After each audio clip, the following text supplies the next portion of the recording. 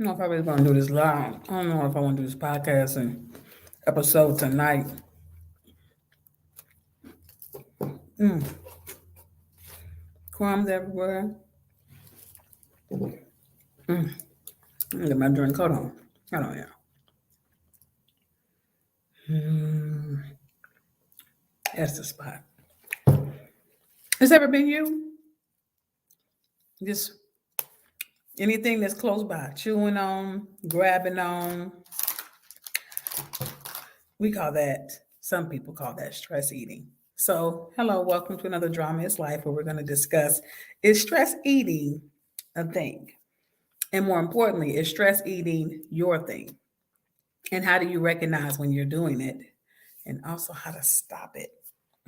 So, join us, like, share, subscribe, all the things that you would do to make sure that you're going to get every episode coming to you and notifications when the episodes are ready for download or live. So, Theresa White here, your CEO of In Time Creative Counseling Services.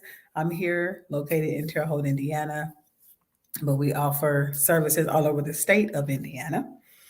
And I also am the host of this wonderful, wonderful podcast, Drama is Life, where we talk about what mental and social topics across the lifespan and the hope to increase awareness for African Americans and faith-based communities. But feel free to join in if this is part of some things that you want to learn about. So we know that last week we learned that April is Stress Awareness Month. And we did a HALT in our last episode, which stood for HALT, hungry, angry, lonely, and tired. Tonight I want to deal with the H part. Only the H part, which is where tonight's topic comes from. Is stress eating a thing? People talk about it all the time. I think you're just stress eating. And how do you know when you're doing it? Right? First, we got to recognize whether you're stressed. Are you stressed? I don't know. How do you know when you're stressed? We talked about that last episode, so please go back and watch those. Hold on, I got to get my drink. Yes. As I was thinking about tonight's episode with stress eating, we like to interchange it with emotional eating, is what typically it's called.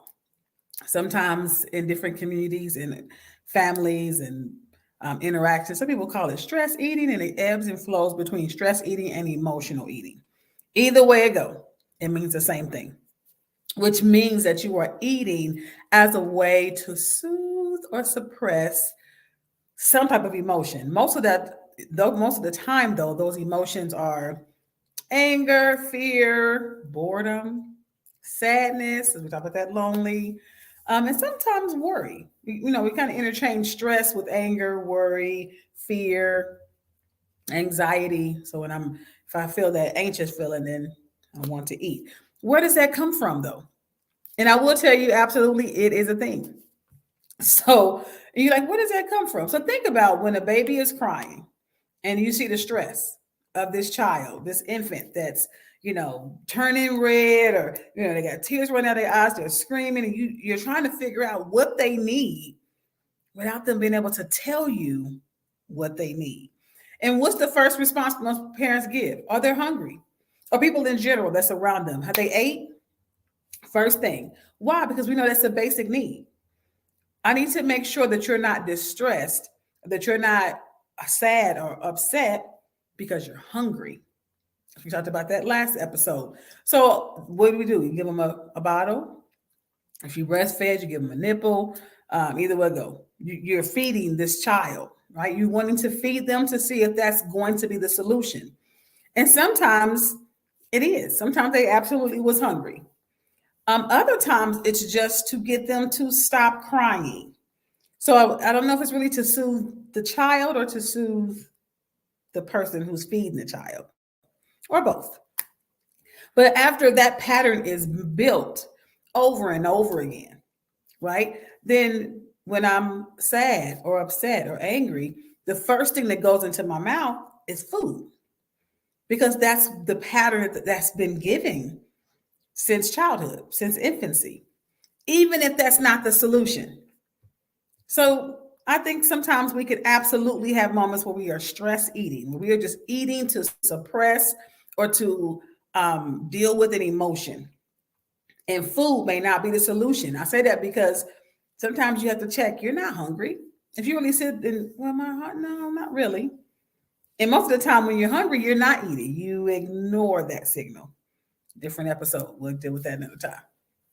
So when we talk about stress eating or dealing with these emotions, whether it's anxiety, fear, anger, loneliness, fill in the blank, sometimes it can be excitement. It's not always what people consider as a distressing emotion. It can be just an intense emotion. So think about food is generally around gatherings.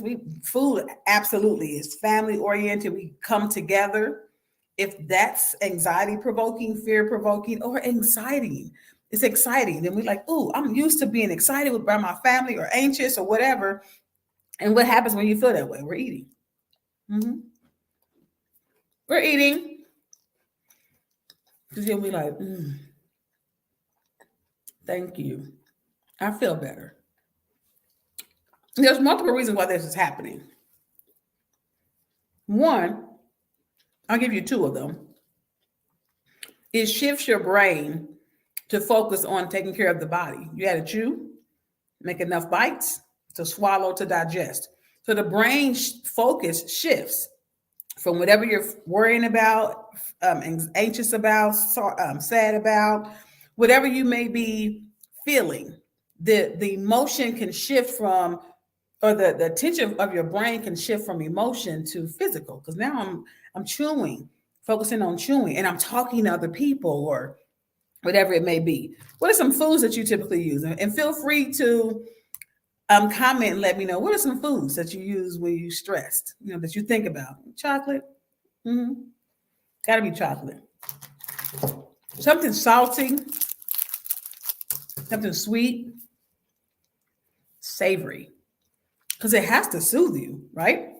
And some emotions also that people are trying to shift away from or shift attention away from is shame and guilt. So again, they can kind of flow into sadness.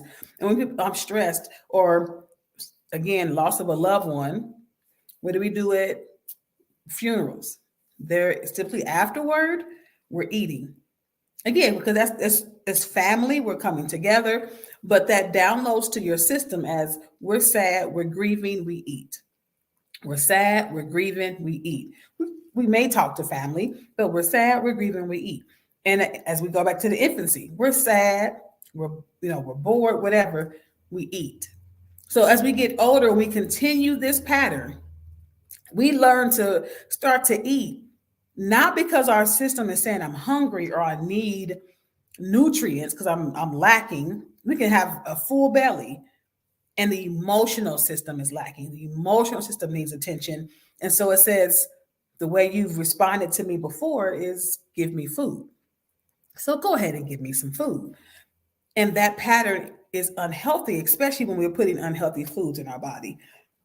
It is unhealthy anyway, even if it's the most healthiest food, your fruits, your vegetables, excuse me, because you are putting food in your system when it's not needing it. Your stomach, your belly is saying, I'm full, I don't need any more food, I'm good for right now. Let me digest what I have, and then I'll be ready for the next. Which, if you think about that metaphorically, that's really what's happening emotionally. We need to learn to digest and process, is what we like to call that in mental health, process what we're feeling, but we don't. We just stuff it. It's another way, a metaphorical way of stuffing. We stuff our mouths with food, with chocolate, with candy, whatever. We stuff it with drinks. And sometimes those are alcoholic drinks, but we're talking about stress eating.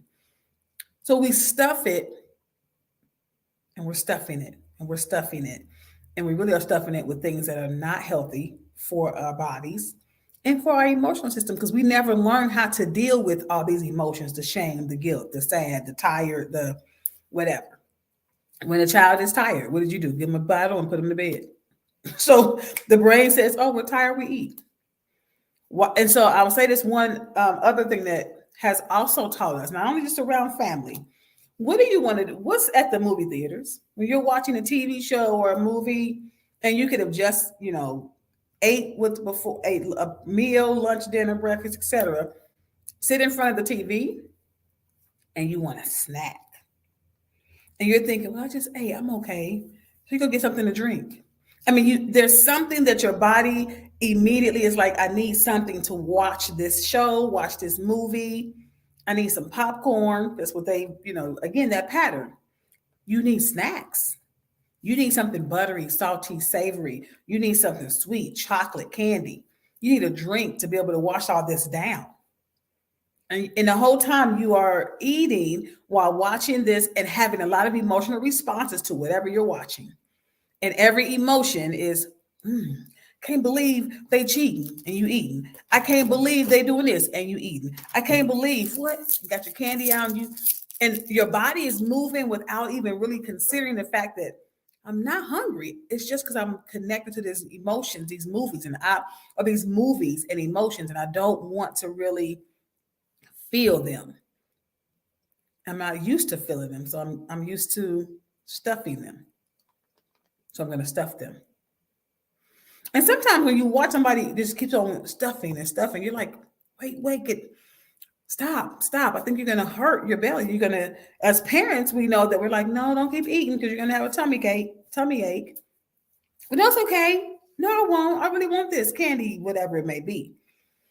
And so I want to let you know that yes, stress eating can be, not only is it a thing, it can be a very harmful tool because it shifts you away from processing and digesting, as I stated before, the emotions that need to be given attention to and digested appropriately and healthy.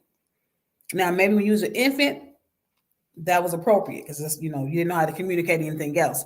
Now that you're an adult or you're older, because if you're watching this, you clearly cannot be an infant and understand what's happening, hopefully.